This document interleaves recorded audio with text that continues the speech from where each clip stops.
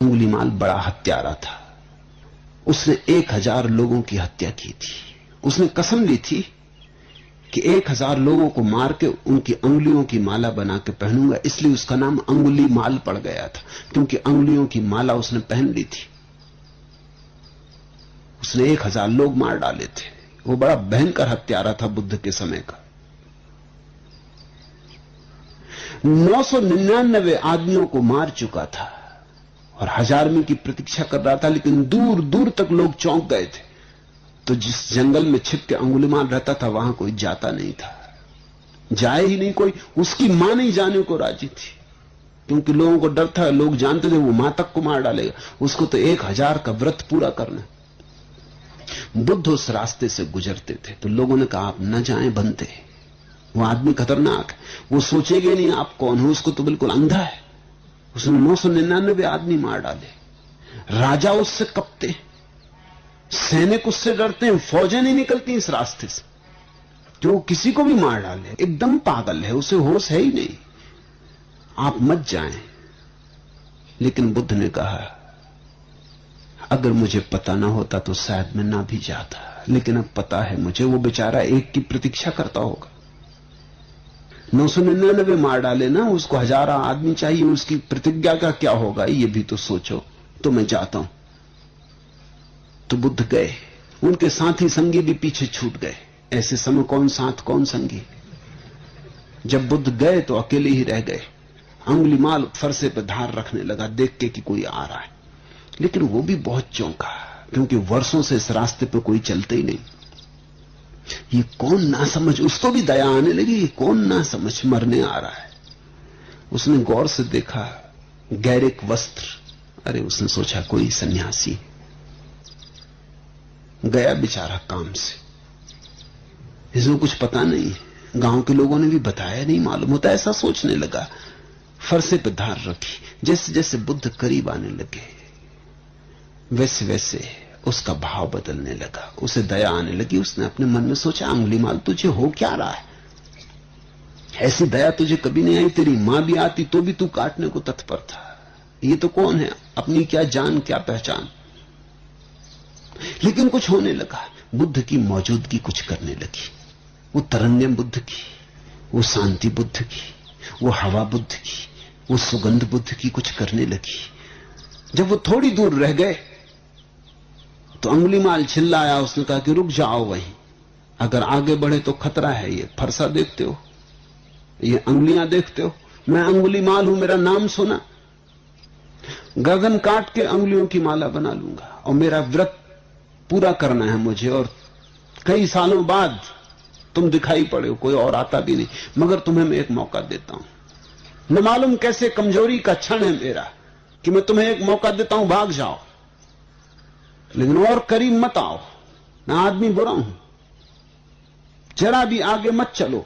बुद्ध ने कहा पागल, मेरा चलना तो कई वर्ष हुए तब बंद हो चुका।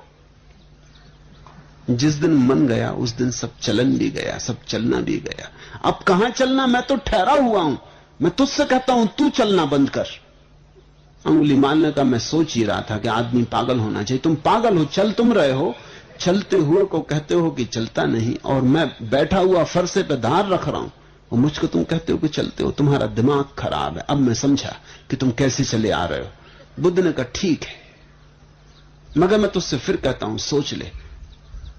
मैं रुका हुआ हूं, तू चल रहा है, तेरा मन अभी बहुत दौड़ता है, यहां वहां दौड़ता है, इसलिए मैं कहता हूं तू चलता है। खैर बुद्ध पास आ गए। अंगुलीमाल ने कहा अगर तुम जिद्दी हो तो मैं भी जिद्दी हूं।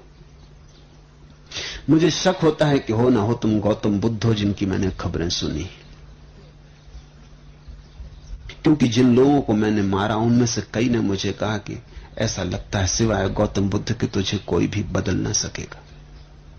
हो ना हो तुम वही हो, मगर भूल जाओ मैं भी अंगुलीमाल हूं। अपनी तैयारी कर ले, फरसे पे धार रख ले, मैं बैठा हूं। वो बैठ गए शांत। वो फरसे पे धार रखता है, क्योंकि कई साल से कोई आया नहीं तो फरसे पे जंग चढ़ गई। वो बार बार देख लेता है इस आदमी को, बात क्या है। उसका दिल बड़ा पिघला जा रहा है, इस आदमी पे बड़ा प्रेम आया जा रहा है, इस आदमी की तरफ बड़ा लगा हुआ जा रहा है। वो डर रहा है, थोड़ी देर करने लगा फरसे पे धार रखने में, और थोड़ी देर जी ले, इस आदमी का साथ बड़ा प्यारा है, फिर मर जाएगा, फिर कब ऐसा आदमी मिलेगा। और देर लगाने लगा। बुद्ध ने कहा मुझे लगता है तुम जरा देरी लगा रहे, फरसे पे धार रखो अंगुलीमाल, तुम अपना काम करो, मुझे मेरा काम करने दो, ऐसे जल्दी से किसी के प्रभाव में नहीं आ जाते। अंगुलीमाल ने कहा कि तुम आदमी कैसे हो, तुम मरने पर तत्पर हो, आत्महत्या करने की तुमने सोच रखी। लेकिन उसका दिल बदल गया, बेमन से रख रहा है। फिर धार भी पूरी हो गई। फिर उसने कहा बोलो क्या विचार है। बुद्ध से पूछता अब क्या विचार है। बुद्ध ने कहा विचार की संभावना का विचार तो मैं छोड़ ही चुका अंगुलीमाल, और तू जिसे मारेगा वो मैं नहीं हूं, और जो मैं हूं उसे कोई भी मार नहीं सकता। कौन फरसा मुझे छेद सकेगा।